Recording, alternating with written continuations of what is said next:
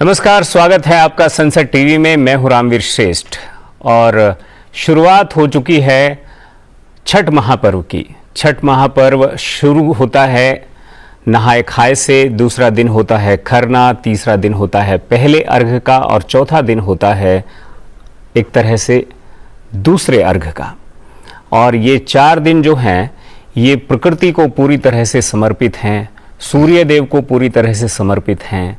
ये लोक दर्शन का विषय है और ऋग्वेद का जो सबसे पहला शब्द है वो अग्नि को समर्पित है और वो अग्नि का प्रतीक जो है, अग्नि का प्रतीक नहीं, जो प्रतिनिधि है या सर्वे सर्वा है, वो सूर्य है। तो उसी की वजह से सब तरफ जो आपको दिख रहा है, प्रकृति जो है वो भी सूर्य के कारण ही है। और इसे समझने के लिए कोई वेदों का सपोर्ट लेना ही नहीं, बल्कि एक सामान्य विज्ञान का छात्र भी इस बात को आसानी से जानता है और मानता है कि कोई भी पौधा प्रकाश संश्लेषण के बाद ही विकास करता है और प्रकाश संश्लेषण की इस प्रक्रिया को दिन में ही किया जा सकता है, सूर्य की उपस्थिति में ही किया जा सकता है। तो ये जो सारी बातें हैं, इन बातों के पीछे का मर्म क्या है, धर्म क्या है, तर्क क्या है, वितर्क क्या है, ज्ञान क्या है और इस सब को सरल तरीके से कैसे समझाया जा सकता है, इन सारे विषयों को समझने और आज हमारे दर्शकों को तक पहुंचाने के लिए हमारे साथ जो मेहमान उपस्थित हैं उनका परिचय मैं आपसे कराता हूं। ओम प्रकाश पांडे हैं मेरे साथ में।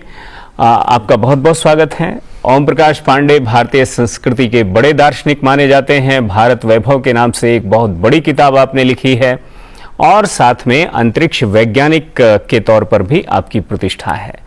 मुरारी शरण शुक्ल हमारे साथ में है, हिंदू अध्ययन केंद्र चलाते हैं, ज्योतिषाचार्य हैं। धर्मशील गुप्ता हमारे साथ ऑनलाइन जुड़ेंगी, आपका भी बहुत बहुत स्वागत है। वो सांसद हैं राज्यसभा बिहार से। प्रोफेसर रामराज उपाध्याय हमारे साथ ऑनलाइन जुड़ेंगे। आप पौरोहित्य विभाग श्री लाल बहादुर शास्त्री राष्ट्रीय संस्कृत विश्वविद्यालय से हैं।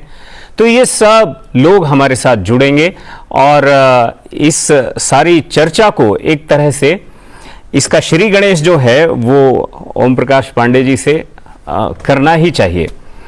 तो ये जो एक बात यहाँ से हमने समझने की कोशिश की है, हमने उठाई नहीं है कि जो छठ महापर्व है, छठ महापर्व एक लोक पर्व है।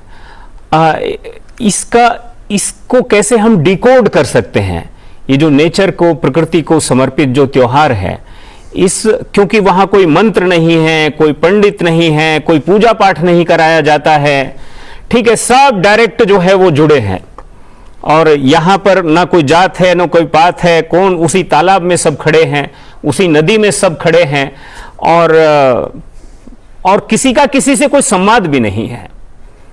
सब जुड़े हैं, सीधे जुड़े हैं, प्रकृति से जुड़े हैं, सूर्य को माध्यम बनाया है और शायद परमात्मा से जुड़ने की कोशिश है। तो इसे डिकोड करना मेरे जैसे सामान्य आदमी के लिए थोड़ा सा मुश्किल है। आप इसे डिकोड करें।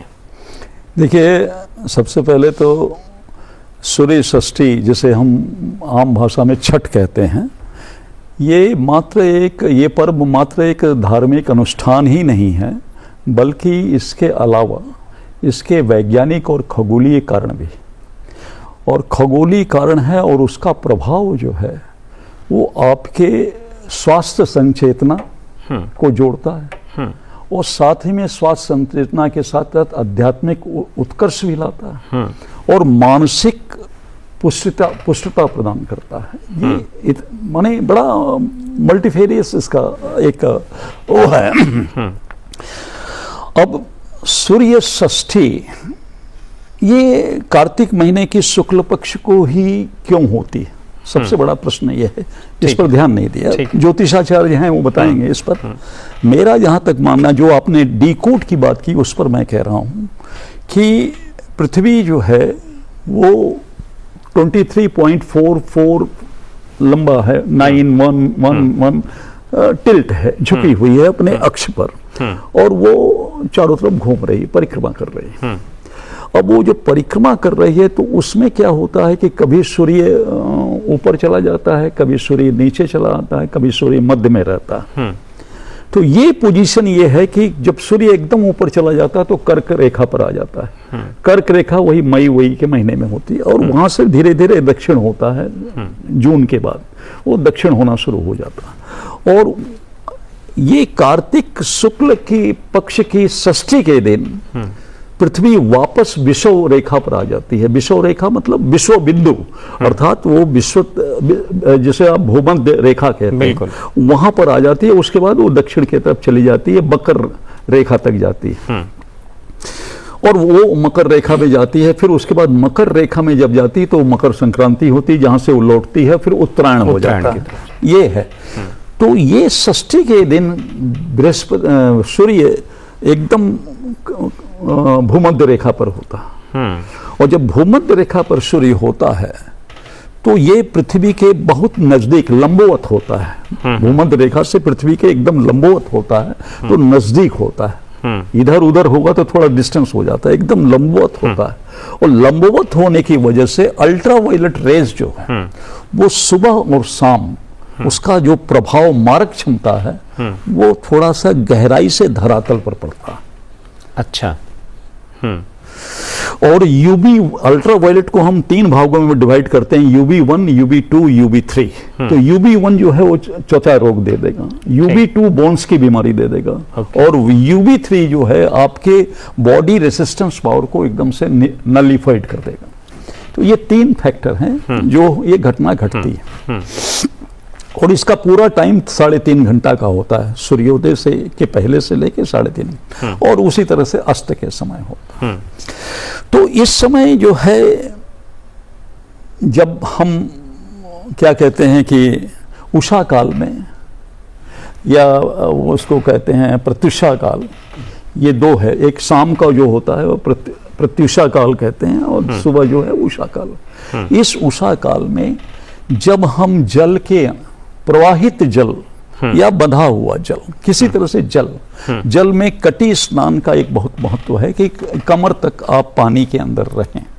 तो जब आप पानी के अंदर रहते हैं तो उस समय जो किरणें आ रही होती हैं, और किरणें आने के बाद में आपके मन में जो श्रद्धा का भाव होता है, उससे जापान के एक वैज्ञानिक ने एक जलों का एक क्रिस्टल बनाया। और उस क्रिस्टल में देखा कि जब सकारात्मक भाव होते हैं तो क्रिस्टल बड़े सुंदर हो जाते हैं, और वो सुंदर होने के बाद आपकी मानसिक संचेतना भी उसी तरह से ऊर्ध्वारोहण करने लग जाती है, आपकी मेडिटेशन पावर बढ़ जाती है। तो जल में जब आप खड़े होते हैं तो उस समय विटामिन डी जो है वो रिलीज होने लगता है।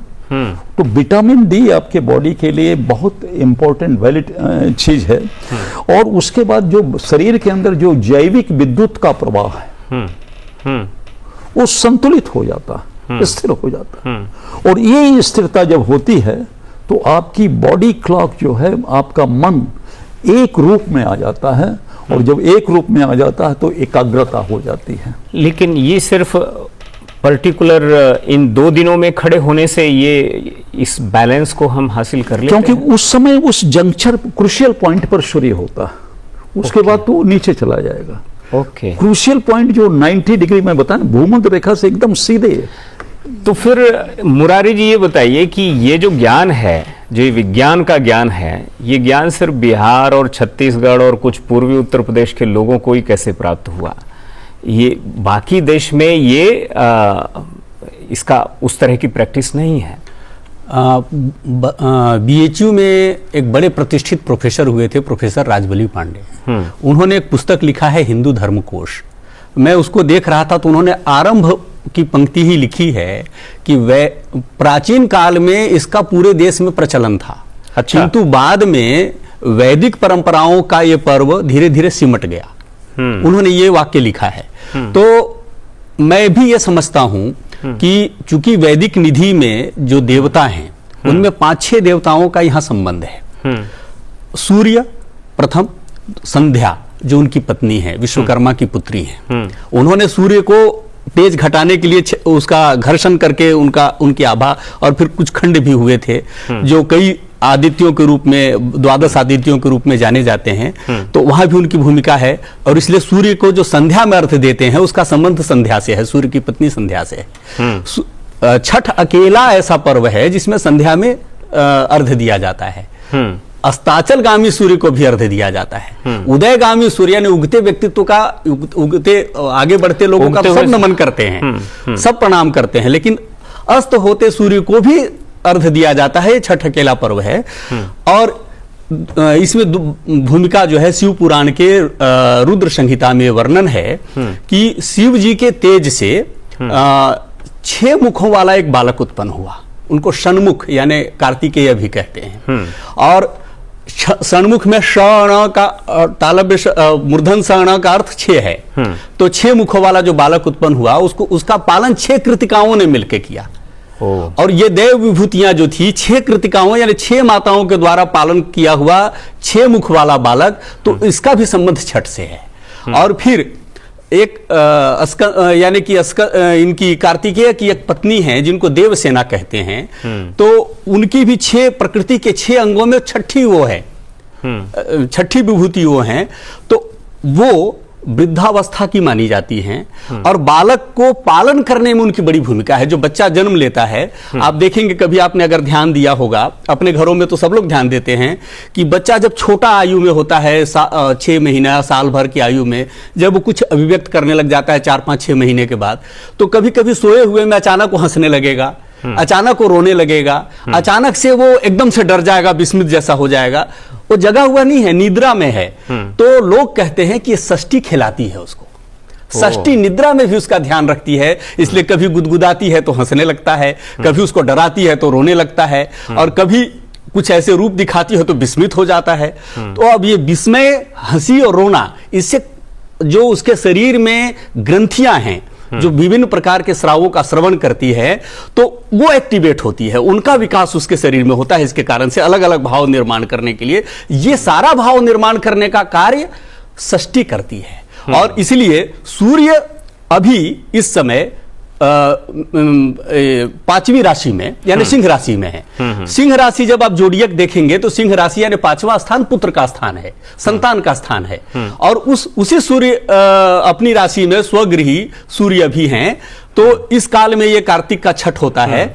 और पंचम स्थान पुत्र का होने से सूर्य पुत्र के कारक है। सूर्य चूंकि हमारे ये नक्षत्रावली के केंद्र बिंदु हैं, जो नवग्रह के केंद्र हैं, और जो गैलेक्सी हमारी आकाश गंगा मंदाकिनी है उसके भी प्रमुख तारों में सूर्य का स्थान है। बिल्कुल। और सूर्य को वेदों में बहुत विस्तृत रूप से कई सूक्तों में उनका वर्णन है विस्तार से।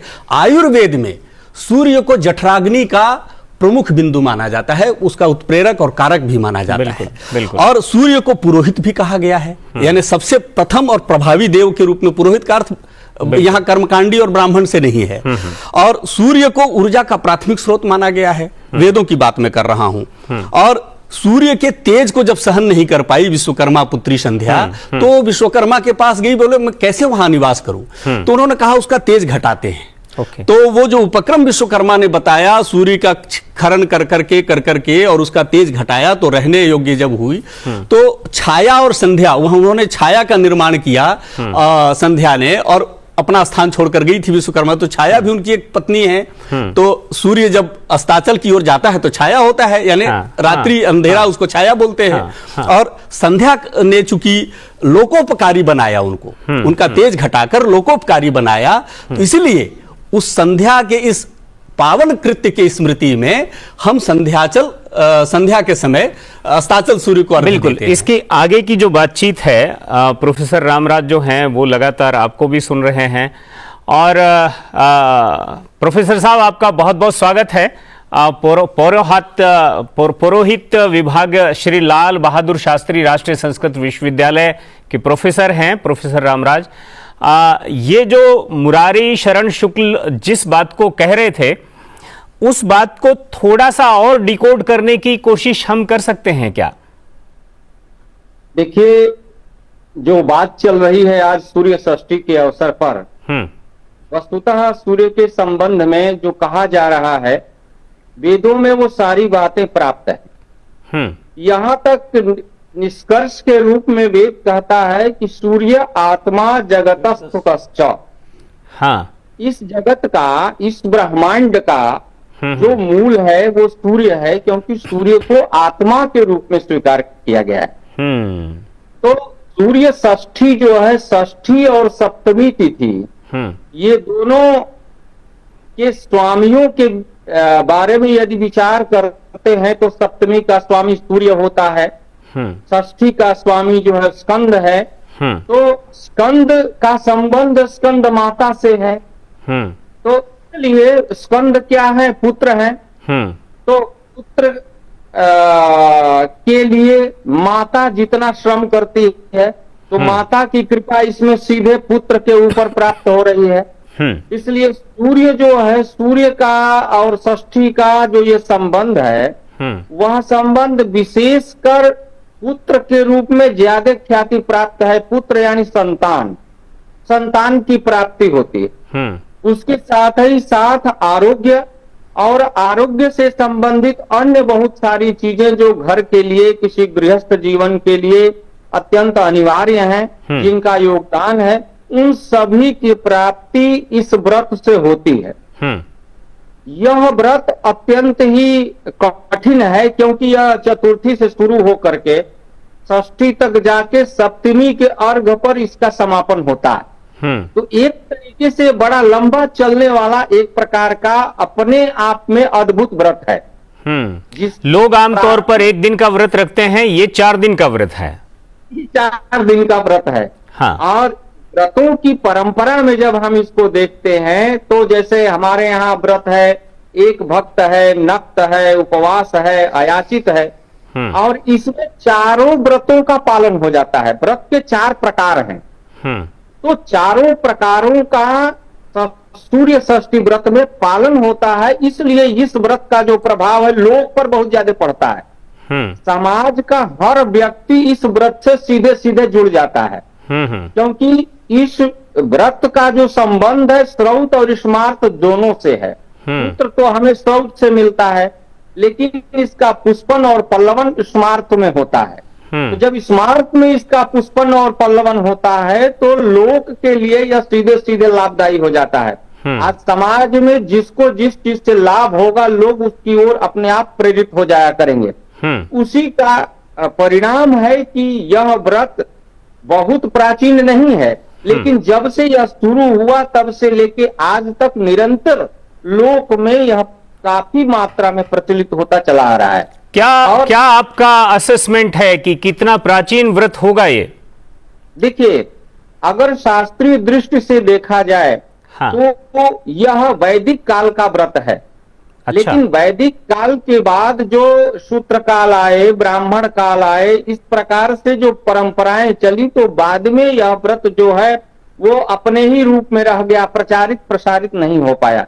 लेकिन इधर कालांतर में उसका प्रचार प्रसार अधिक हुआ, लोग इस व्रत को जाने, और जानने के बाद लोगों ने इसका प्रयोग किया, और प्रयोग से वो लाभान्वित हुए। लाभान्वित होने के बाद ये व्रत जो है निरंतर आज के समय में हम ये कह सकते हैं कि यह अहर्निश वृद्धि को प्राप्त हो रहा है। बिल्कुल। तो मेरे ख्याल से इसमें कोई बहुत ज्यादा, इस कड़ी को थोड़ा सा और आगे बढ़ाएंगे, और बहुत बहुत शुक्रिया आपका।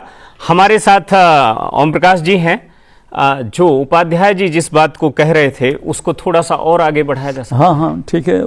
अरे उपाध्याय जी हमारे बड़े पुराने मित्र हैं, और शुक्ल जी भी। मैं शुक्ल जी से शुरू करता हूँ, हाँ, उपाध्याय जी पर आता हूँ। शुक्ल जी ने भी एक बहुत अच्छी बात कही, हालांकि ज्योतिषाचार्य हैं, और उन्होंने उसको एक धार्मिक दृष्टिकोण से कहा। जो नक्षत्र हैं, 27 नक्षत्र है, उनकी एक रेखा पृथ्वी की गति की एक रेखा है, जो पृथ्वी घूम रही है, सूर्य की परिक्रमा कर रही है। दोनों की रेखा जो है कृतिका नक्षत्र में कैंची बना देती है, ऐसे कैंची बना देती है, और यहां से नक्षत्रों की रेखा और पृथ्वी की रेखा, हाँ, दोनों क्रॉस कर रही है, और ऐसे कैंची बन रही है। और यहाँ से जो रेखा आगे निकल रही है वो असेंडिंग ऑर्डर है। और वहाँ पर आगे चल के अनुराधा नक्षत्र जब आता है और वो आपका चैत्र का महीना है, वो डिसेंडिंग ऑर्डर है। इसलिए व्यापारी अपने व्यापार को उन्नति में ले जाने के लिए दीपावली के दिन साल का पहला, दीपावली के बाद साल का पहला दिन मनाते थे, क्योंकि इस समय वो ऊपर जा रही है। गुजरात में तो अभी भी नया साल दिवाली को ही मानते हैं। नहीं, हमारे यहाँ के जो, जब तक ये वेस्टर्न मॉडल ऑफ कॉमर्शलाइजेशन नहीं आया, हाँ। तब तक हमारे यहाँ खाता बही और हुंडी था, तो वो दीपावली को ही मानते। हाँ। तो सवाल है कृतिका नक्षत्र की जो इन्होंने बात करी, कृतिका की बात करी, कृतिकाओं ने स्कंद को पाला। हाँ। हम लोगों ने जब उसको कृतिका को देखा माइक्रोस्कोप से, टेलीस्कोप से और ऑब्जर्वेटरी के माध्यम से, तो कृतिका नक्षत्र में 6 तारे। अच्छा। तो ये जो 6 कृतिका की बात कर रहे हैं, तो ऋषियों ने, उस समय ऑब्जर्वेटरी नहीं थी, लेकिन बिना ऑब्जर्वेटरी के ऋषियों ने देखा कि वहां 6 तारे हैं, इसलिए उन्होंने पुराणों में लोगों को समझाने के लिए कह दिया कि 6 कृतिकाओं ने उसका पालन किया। आप समझ गए ना? मतलब जो आप बता रहे हैं ये उसका मेटाफिजिक्स है, वो उसका हाँ, उसका मैथोलॉजी। तो वो माने ये मेटाफोर है एक्चुअली। इसको डीकोड, जो आपने बहुत अच्छा शब्द रखा, डीकोड, तो डीकोड तब करेंगे और आज के आधुनिक बच्चे तभी समझेंगे कि ये क्यों, इसका ऐसे रिलेशन कैसे है और इसलिए 6 मुंह क्यों। दूसरी बात ये जो इन्होंने कहा कि बहुत पुराना नहीं, वैदिक काल से है। वैदिक काल से है तो पुराना ही है। नहीं, वैदिक काल से चला आ रहा था। हाँ। वैदिक में, क्योंकि आपने वो कहा अग्नि ईड़े पुरोहितम, हाँ, तो वो जो पहला मंत्र है ऋग्वेद का, वही अग्नि से संबंधित है। बिल्कुल। अच्छा, सूर्य आत्मा जगतस्थु, ये भी कहा गया कि सूर्य जगत की आत्मा है। आपने अभी जो फोटोसिंथेसिस की बात की और ये सारी बातें की, वो तो सूर्य आत्मा ही है। तो कहने का तात्पर्य ये है कि ये चीजें धीरे धीरे सिमटती चली गई। और ये, लेकिन क्योंकि आज अरब प्रांत है, आज उसको अरब प्रांत कहते हैं या आज उसको अफगानिस्तान कहते हैं, तो पहले ये सब तो बाद में हुए, सारी व्यवस्थाएं बाद में हुई, अमेरिका भी बाद में बना, सारे कुछ, हमारा तो सनातन है। तो ये वहां पर, ये मिल्टन ने लिखा है, मैं आपको मिल्टन को कोट कर रहा हूं। मिल्टन ने अपनी कविता में लिखा है कि अरब देश में यज्ञ के सुगंध महकते थे और मैंने उसको अनुभव किया। तो कहने का मतलब वहां यज्ञ वेदी भी मिली है। क्या जॉन मिल्टन ने लिखा? जॉन मिल्टन की बात कर रहा हूं। और वो यज्ञ की वेदी भी वहां मिली, खुदाई में बहुत सारी यज्ञ की वेदी मिली है। और वहां जो ब्राह्मण थे, और उस समय सूर्य पूजक, यहाँ पर विष्णु प्रधान देवता हो गए, शिव प्रधान देवता हो गए, तो सूर्य नेपथ्य में चले गए। तो सूर्य पूजक पुरोहित नहीं मिल रहा था। तो कृष्ण के लड़के सांब ने जब सूर्य मंदिर रावलपिंडी के पास बनाई थी, आज तो पाकिस्तान में है। अच्छा। तो जो बनाई थी सूर्य मंदिर, तो उसके लिए जो पुजारी बुलाए गए वो मग प्रांत से बुलाए गए, मक्का के आसपास, अरब से। हाँ। अरब से बुलाए गए। और अरब को उस समय साक द्वीप कहते थे। तो साक द्वीप से, क्योंकि उस समय रेगिस्तान नहीं था, वो साग बहुत पैदा होता था। अच्छा। तो साक द्वीप से वो ब्राह्मण आए और उन्होंने सूर्य पूजा की। और बाद में उनको बोला कि अब बसाओ, अब वापस जाएंगे नहीं। तो उनको मगध में बसाया गया। अच्छा। तो मगध में बसाया गया, इसलिए उसका नाम मगध भी पड़ा। मग ब्राह्मण थे। हाँ। और वो चूंकि साक द्वीप से आए थे, इसलिए वहां पर बिहार में साकल द्वीपी ब्राह्मण मिलते हैं। और उनसे शुरुआत हुई ये सूर्य पूजा की। और ये सूर्य षष्ठी की फिर से प्रतिष्ठापना जो हुई वो ये है। ये मैंने अब द्रष्टव्य जगत के यथार्थ, जो मेरी किताब प्रभात प्रकाशन ने आज से 30 साल पहले भैरव सिंह शेखावत ने उसका लोकार्पण किया था, तो उसमें मैंने इसका पूरा वर्णन किया है कि कैसे सूर्य पूजा प्रारंभ हुई। तो ये है, मतलब धरती गोल है। हाँ। नहीं तो अब अर्ध की जो बात कर रहे थे, जब हम अर्ध देते हैं सूर्य को, जब हम जल देते हैं तो हम सूर्य को जल हमेशा यूं दिया जाता है, यूं नहीं दिया जाता। हाँ, हाँ। ये गलत नियम। हाँ, बिल्कुल। तो सूर्य को जब हम जल देते हैं तो सूर्य की रश्मि जो आ रही है और हमारे शरीर के बीच में, और हमारे शरीर में वो क्षमता नहीं है कि हम स्पेक्ट्रम करने, प्रकाश का वर्ण क्रम तोड़ दें, ये क्षमता हमारे अंदर नहीं। तो जैसे ही जल बीच में आता है वो प्रिज्म का काम करता है, और जब प्रिज्म का काम करेगा तो वो प्रकाश के वर्ण क्रम को तोड़ देता है। अच्छा। ओ विविए गौर, violet, indigo, blue, green, yellow, orange and red, तो वो 7 रंगों में उसको डिवाइड कर देता है। अच्छा। तो अब आप देखिए कि आपकी नसें जो है वो नीले रंग की हैं, आप देख लीजिए। हाँ, हाँ। आपके रक्त लाल रंग के हैं, बिल्कुल। ठीक है। आपका जो हार्ट है, एनाटॉमी में आप बात करिए, वो आजकल जो पिक्चर बनाते हैं उसकी बात छोड़ दीजिए, एनाटॉमी की बात करिए तो ये ऑरेंज कलर का है। और हाँ, आपकी जो किडनी है वो इंडिगो कलर की है, आपका जो लीवर है वो वायलेट कलर का है, हाँ। बैगनी कलर का है। हाँ। समझ गए ना। और ये ब्रेन मेडुला, इसको हम लोग साइंस की भाषा में मेडुला ओब्लिगेंटा कहते हैं, जहां पर वो शिखा रखा जाता है या औरतें चोटी बांधती हैं। तो ये मेडुला ओब्लिगेंटा येलो कलर का है, ये कटी से ऊपर है, इसलिए कटी स्नान कहा गया। कटी से ऊपर है और जल डालिए तो ये 7 रंग जो है आपके बॉडी के, कोई ओरल मेडिसिन लेने की जरूरत नहीं है, कलर थेरेपी हो जाती है। और कलर थेरेपी होने से ये पुष्ट हो जाते हैं। और आजकल तो बाथरूम में नहा रहे हैं, पहले लोग बाहर ट्यूबवेल पर नहाते थे, कुएं पर नहाते थे, तो कलर थेरेपी हो जाती थी। अब बाथरूम में नहा रहे हैं, वहां तो लाइट आई, सूर्य की रश्मि आ ही नहीं रही है, तो कलर थेरेपी कैसे होगी। तो ये कलर थेरेपी का बहुत अचूक समय है, जो दोनों समय अर्घ दे रहे हैं। और वो वैसे घर में नहाएंगे तो आप 8 बजे 9 बजे नहाते हैं, यहाँ सुबह सुबह वो जो क्रूशियल पीरियड है उसमें नहा रहे हैं। क्रूशियल पीरियड में अस्ताचल सूर्य को जल दे रहे हैं, तो वो जो क्रूशियल पर में कर रहे हैं, तो सबसे बड़ी ये तो कलर थेरेपी होगी। और जो सबसे इंपॉर्टेंट बात है वो अब मैं कहने जा रहा हूँ, वो जो कलर थेरेपी हो रही है, कलर थेरेपी के अलावा आपके जो आंख की जो रेटिना है, जो काली पुतली है, ये रेटिना एक तरह से द्वार है, और इससे प्रकाश रश्मियां भीतर जा रही हैं। और भीतर जाने के बाद पहला काम करती हैं, यहाँ पर पेनियल ग्लैंड है, जहाँ मैं टीका लगाया हूँ, जहाँ आप, तो पीनियल ग्लैंड को जब तक उष्मा नहीं मिलेगी तब तक तरलता नहीं आएगी। अब आप इलेक्ट्रिक का बटन दबाइए और वहां से करंट निकलेगा और पंखे में जाएगा, और पंखे में आर्मेचर बाइंडिंग है गोल गोल, उसमें जब करंट टहलने लगेगा तो ब्लेड चलने लगेगा और आपको हवा लगने लग जाएगी। ठीक उसी तरह से पंडितों को या कोई भी टीका इसी उंगली से लगाता है, औरतें भी बिंदी इसी उंगली से लगाती हैं। यहाँ से अग्नि निकल रही है तो वो उसको थोड़ा हीटेड कर देती है, तो तरलता आ जाती है। तो आपका सर्किट ब्रेन का जो है मॉड्यूलेटर काम करने लग जाता है और कॉस्मिक इंटेलिजेंसिया को रिसीव करना शुरू कर देता है। तो आपको इनोवेशंस आने लग जाते हैं। आप कभी भी कहीं लेक्चर देने जाइए, इससे ऐसे रब कर दीजिए और उसके बाद जो लेक्चर देंगे that will be a different lecture. ठीक है ना। मतलब जी तो आप रहे हैं लेकिन आपकी परफॉर्मेंस बढ़ जाती है। हाँ, पिट्यूरी, उसके बाद में ये तो पिनियल ग्लैंड हो गया। उसके बाद ये नाक के ठीक ऊपर जो हिस्सा है, इसके ठीक नीचे जो जहां ये गहरा है, यहां पर पिट्यूरी ग्लैंड होता है। और वो पिट्यूरी ग्लैंड जो है वो आपको क्या करता है, आपके हृदय की गति को संचालित करता है, माने उसको बॉडी क्लॉक को ठीक करता है। तो वो रश्मि जो है वहां पर इफेक्ट कर देती है, उसके एक्सेलरेशन पावर को, उसकी तीव्रता को बढ़ा देती है। और सबसे इंपॉर्टेंट है हाइपोथैलेमस। वो जो हाइपोथैलेमस है वो मस्तिष्क का मेन मास्टर है, और उसको जब वो इग्नाइट करता है, जब उसको हाँ, बोलिए अब बोलिए।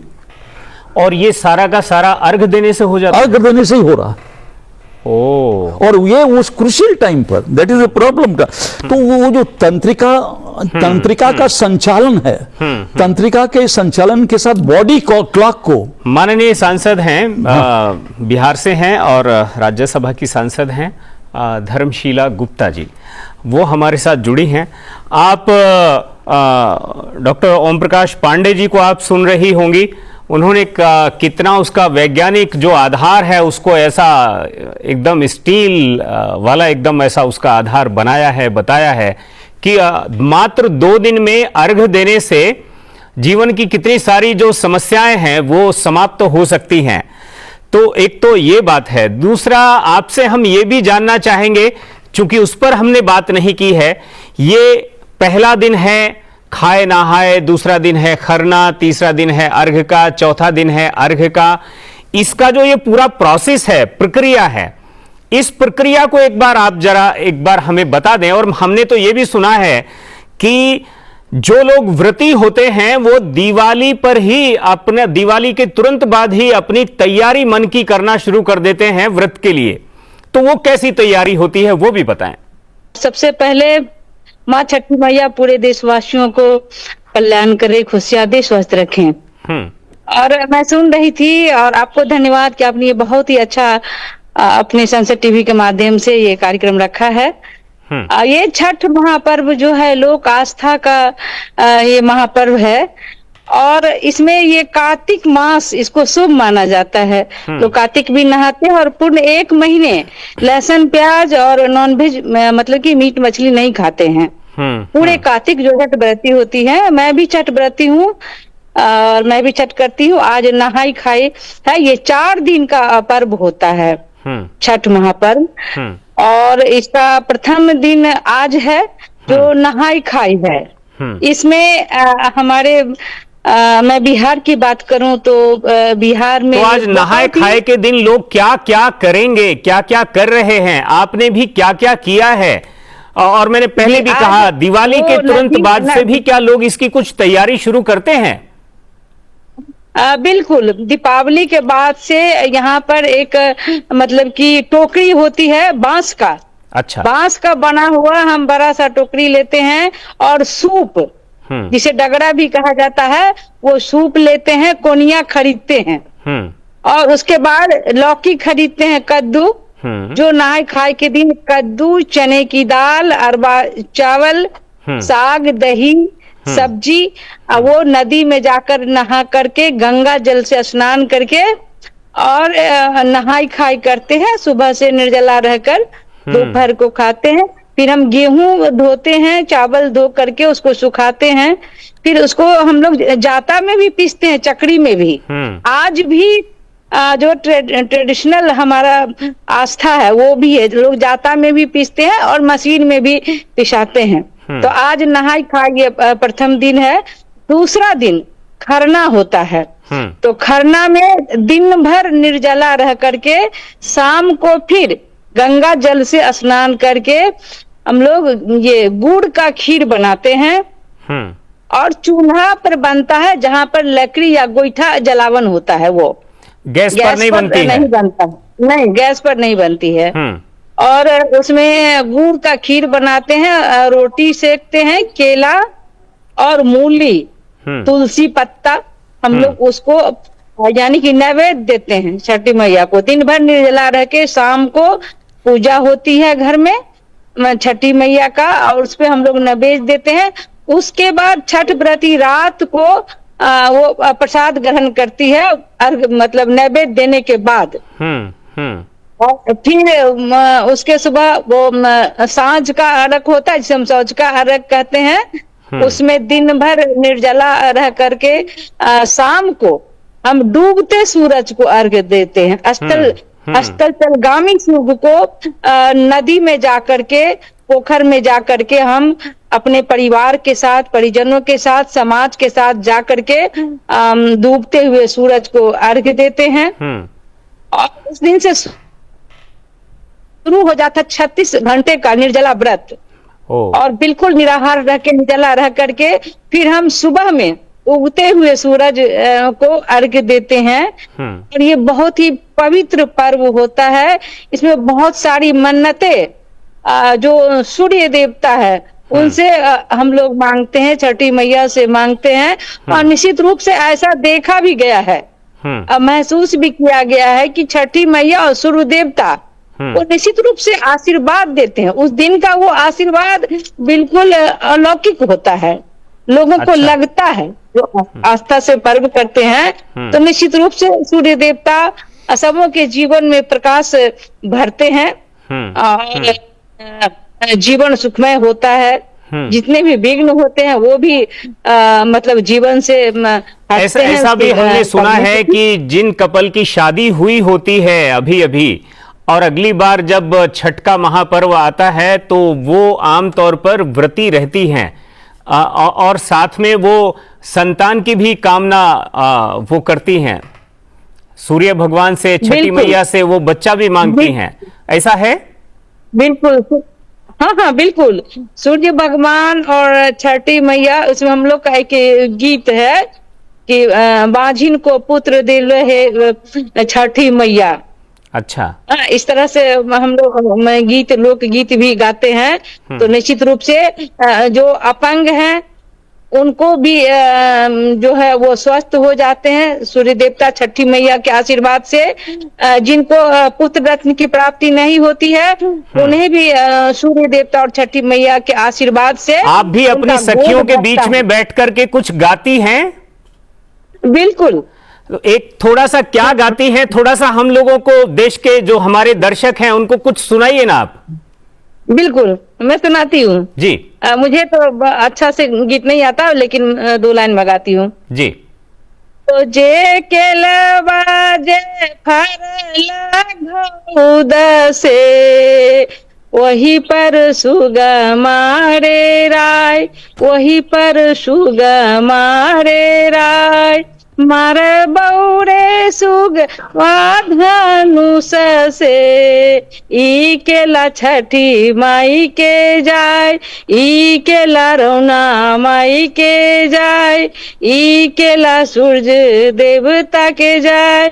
सुगनी जे गुइराला मुरछाई के भास्कर होइयो न सहाय, छठी मैया होइयो न सहाय। बहुत बहुत धन्यवाद आपका। आपने जो है छठ का जो महापर्व है उस महापर्व की जो एक तरह से उसकी जो बहुत पवित्र भावना है वो शायद हमारे दर्शकों तक जरूर पहुंची होगी। मुरारी जी, एक बात जो मुझे यहाँ समझ में आ रही है, इस पैनल में भी समझ में आ रही है, हम संस्कृति को देख रहे हैं जो उसको जी रहे हैं, ठीक है। एक धर्म है जो उसका सैद्धांतिक और उसका माइथोलॉजिकल जो पक्ष है, एथिकल जो पक्ष है उसको समझाता है, और एक विज्ञान है, ठीक है। ये त्रिवेणी है। इस त्रिवेणी को समझना आज की पीढ़ी को भी उतना ही जरूरी है।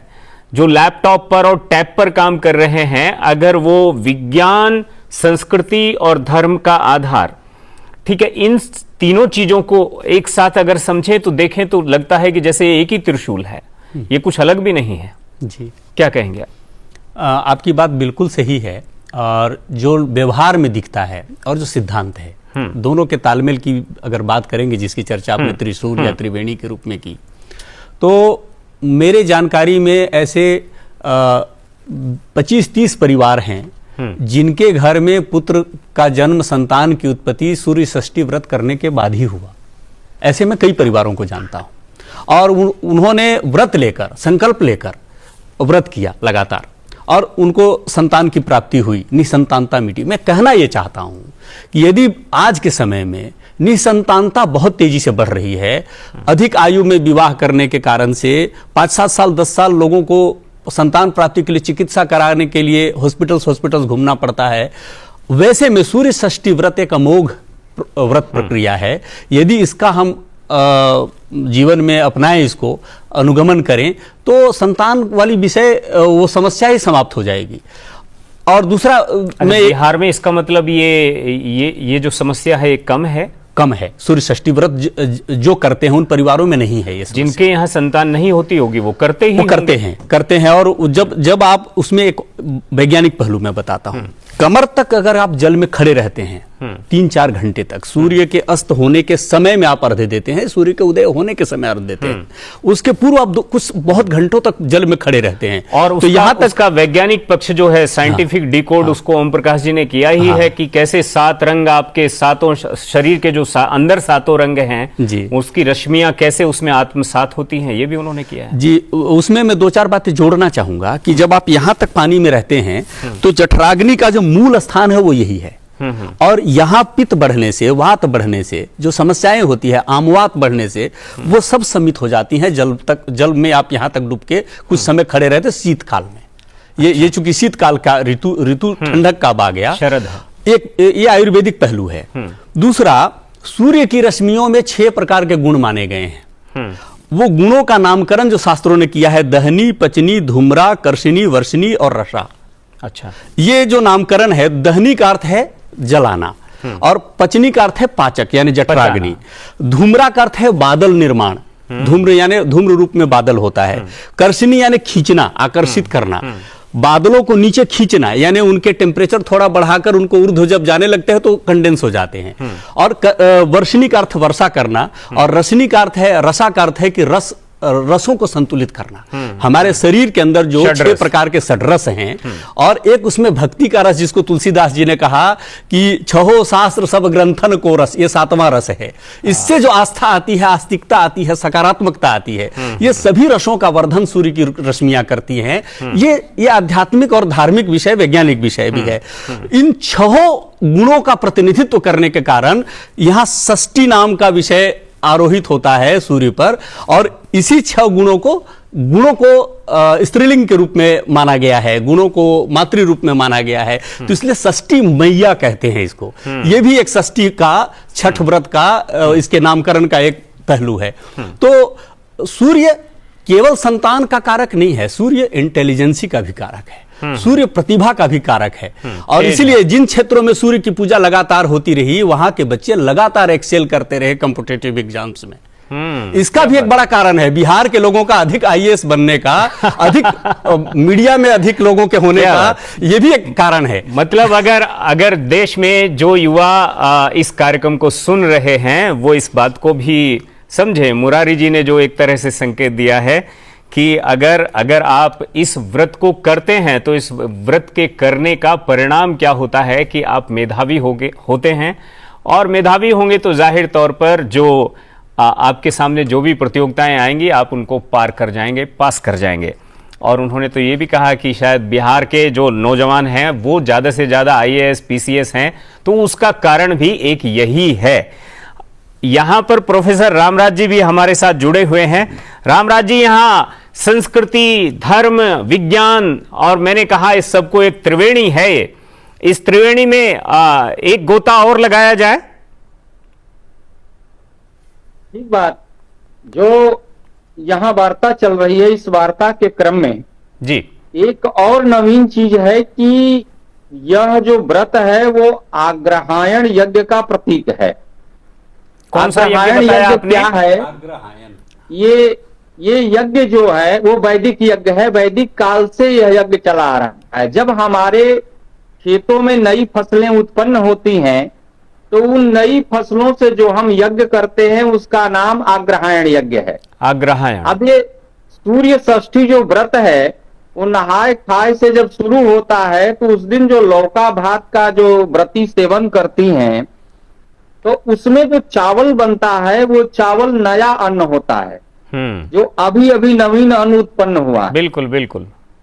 तो यह एक प्रकार से नवीन अन्न के द्वारा किया जाने वाला यह एक प्रकार का यह वैदिक यज्ञ है जो यहाँ से शुरू होता है। और इसमें जितनी नई नई चीजें हैं, जैसे अभी मूली का सीजन है, अन्य भी जो बहुत सारे पदार्थ, गन्ना आ जाता है इस समय में। हाँ, ये सारी चीजें जो नए नए फसल के प्रतीक के रूप में आते हैं, उन सभी वस्तुओं का इसमें प्रयोग होता है।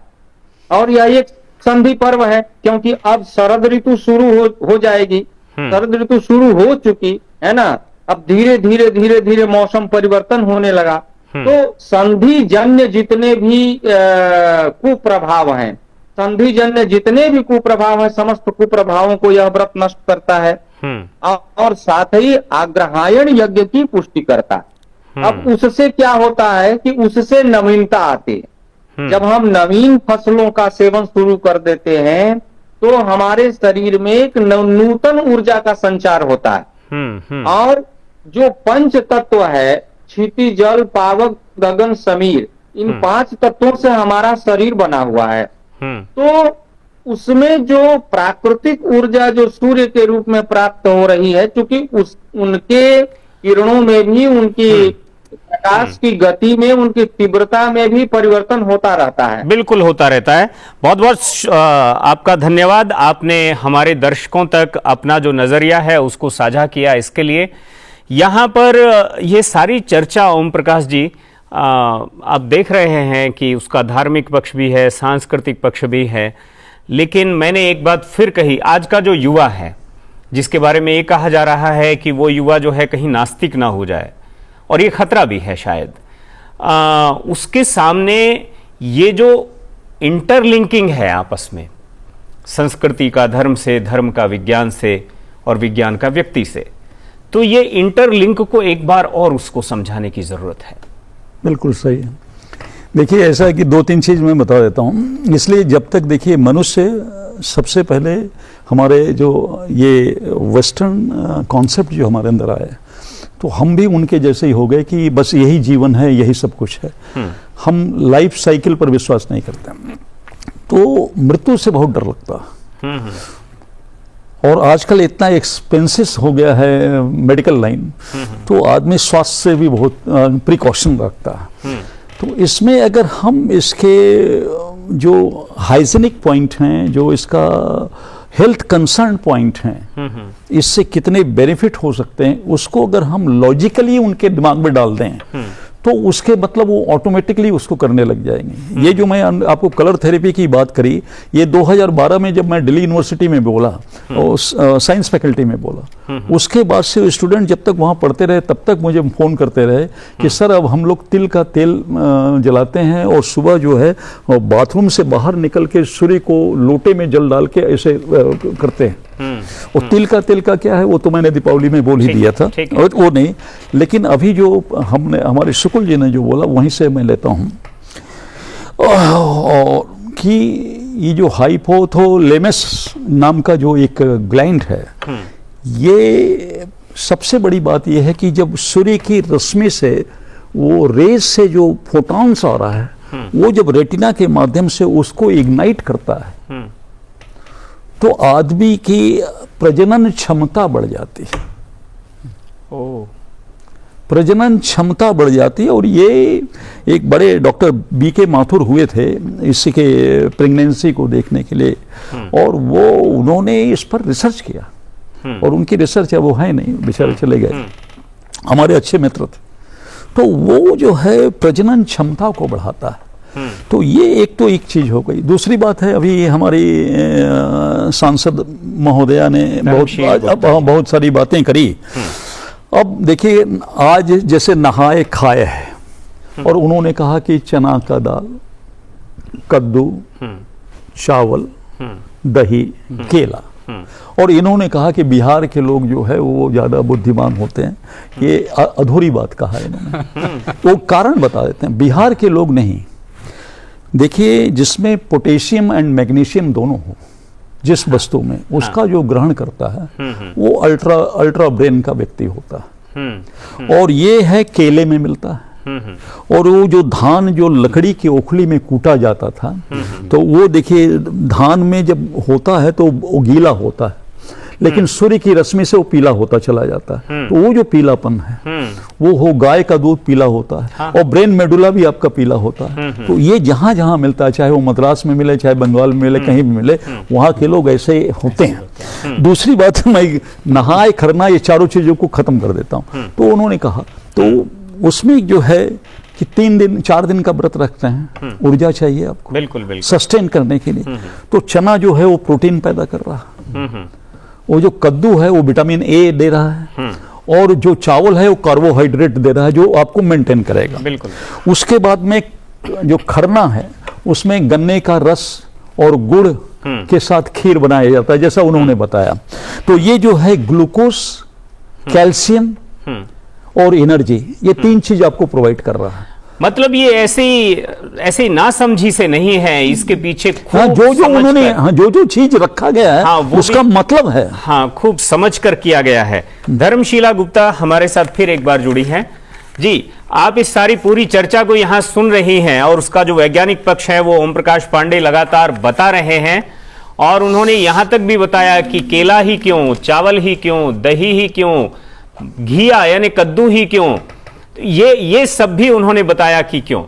तो कुछ आप अपना अनुभव बताइए कि इन सबको खाने से मतलब और इस खास समय पर इसका कुछ खास प्रभाव आपको दिखाई देता है, कुछ ये एनर्जी का लेवल कुछ बढ़ता है?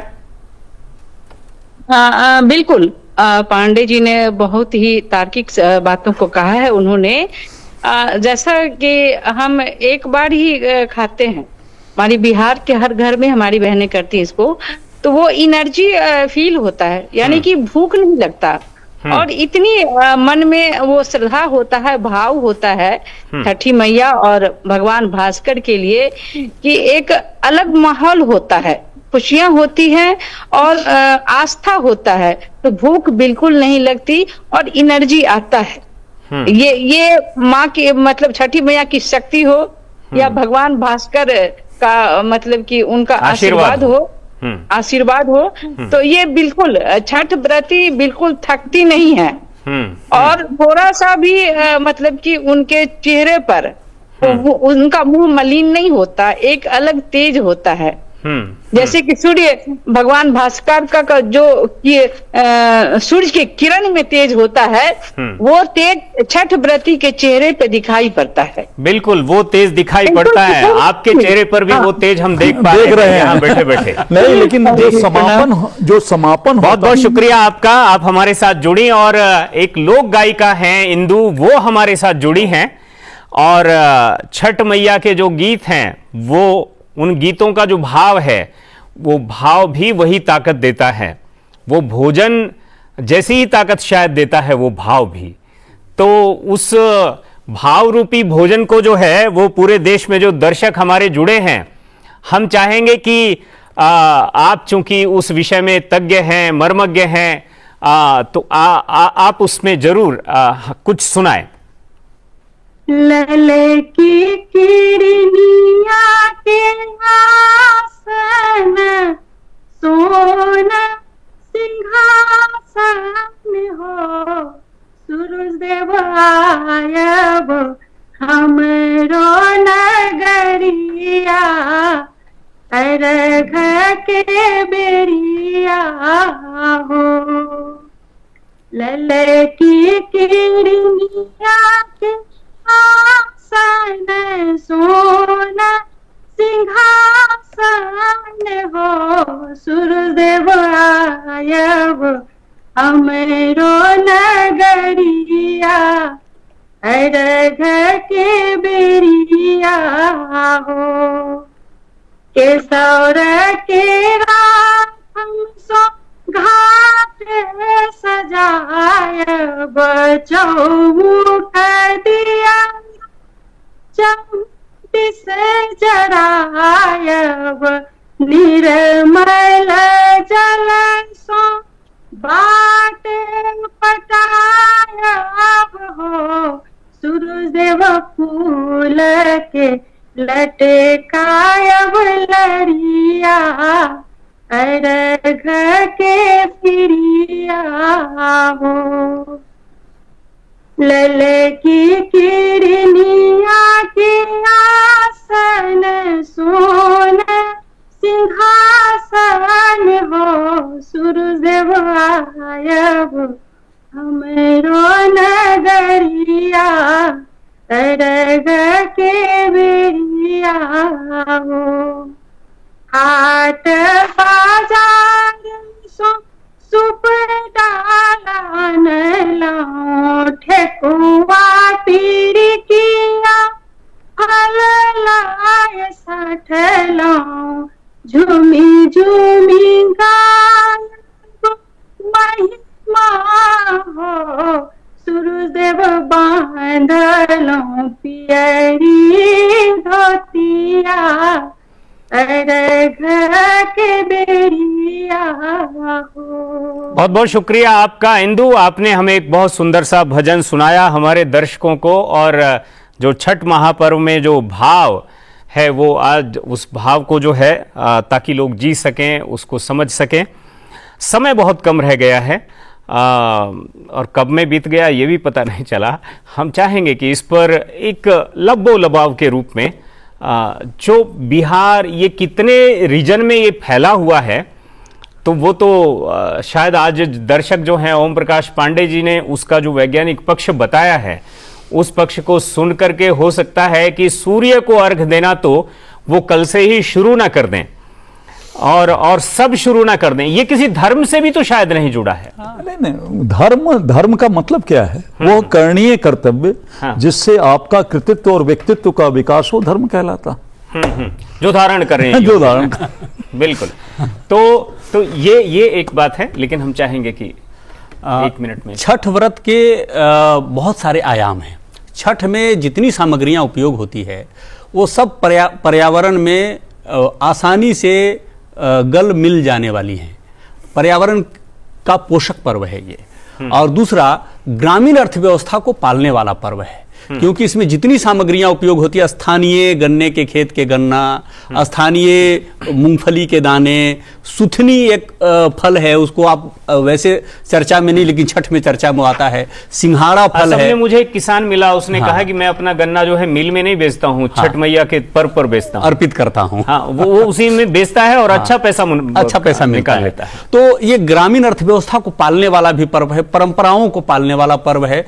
और जो पीछे मैं कह रहा था उसमें एक बात छूट गई थी, बुद्धिमता और संतान वाले जो प्रभाव है सूर्य के, उसके साथ सूर्य का प्रभाव चर्म रोगों में भी है। जहां जहां सूर्य के मंदिर हैं, कोणार्क का सूर्य मंदिर तोड़ दिया गया, इसलिए वहां पूजा नहीं होती। एक आखिरी 1 मिनट बचा है, हम चाहेंगे कि कुछ अगर छूट गया है तो आप भी उसे पूर्णाहुति दें। नहीं, आपने बहुत ढंग से वो किया। मैं तो सिर्फ इसमें इतना कहना चाहता हूं कि 2 डिफरेंट सीजन का ये मिलन पॉइंट है। जब 2 डिफरेंट सीजन का है तो दोनों डिफरेंट हैं, तो उनका जो क्लैश हो रहा है, उस क्लैश में आपके स्वास्थ्य की गड़बड़ी की पूरी आशंका रहती है। ये पर्व इस तरह से है कि उस समय आपको एकदम एडजस्ट कर लेता है, आपके बॉडी रेसिस्टेंट पावर को, रोग प्रतिरोधात्मक क्षमता को बढ़ाता है। और इसलिए ये दीपावली से शुरू होता है, कोई आज से नहीं शुरू हो रहा, ये दीपावली से शुरू हो रहा है और इसका एक्सटेंशन छठ पूजा पर जाकर समाप्त होता है। और ये सारा चीज इसलिए किया जाता है, तो इसलिए इसको जो सीजनल वेरिएशन हो रहा है उसको आप रोक नहीं सकते हैं, वो मनुष्य के बस की बात नहीं है। हम इन्हीं विधाओं से उसको रोक सकते हैं। ये हमारे ऋषियों ने इस तरह से व्यवस्था दी थी। बिल्कुल, बहुत बहुत धन्यवाद आपका मुरारी जी, बहुत बहुत धन्यवाद। प्रोफेसर रामराज हमारे साथ जुड़े, उनका बहुत बहुत धन्यवाद। धर्मशील गुप्ता जी हमारे साथ जुड़ी, उनका बहुत बहुत धन्यवाद। इंदु हमारे साथ जुड़ी, लोक गायिका, उनका बहुत बहुत धन्यवाद। ये कहीं ना कहीं से 1 घंटे की बातचीत में ये बात समझ में ज़रूर आती है कि ये संपूर्णता का त्योहार भी है। स्वास्थ्य पर इसका सकारात्मक असर है, एक बात है। इसका जो आध्यात्मिक आपकी उन्नति है वो एक उसका पक्ष है। आर्थिक उन्नति भी आपकी इससे जुड़ी है। आपका सांस्कृतिक जो भावभूमि है उस पर आप अच्छे से मजबूती से खड़े हो सकते हैं, वो उसका एक पक्ष है। और साथ में सबसे बड़ा वैज्ञानिक पक्ष तो उसका ये है जो ओम प्रकाश पांडे जी ने कहा कि अगर आप सूर्य को अर्घ देते हैं और इस क्रूशियल पॉइंट पर अगर अर्घ देते हैं तो आप अपना पूरा साल सुधार लेते हैं। और साथ में मुरारी जी ने कहा कि ये तेज के लिए बहुत उत्तम है, और अगर आप ऐसा करते हैं तो जाहिर तौर पर आप जो है अपने कॉम्पिटिटिव एग्जाम और बाकी सब चीज़ों में बहुत तेजी से आगे बढ़ सकते हैं। सभी का बहुत बहुत शुक्रिया, और फिलहाल मुझे इजाजत दीजिए, फिर मिलेंगे, नमस्कार।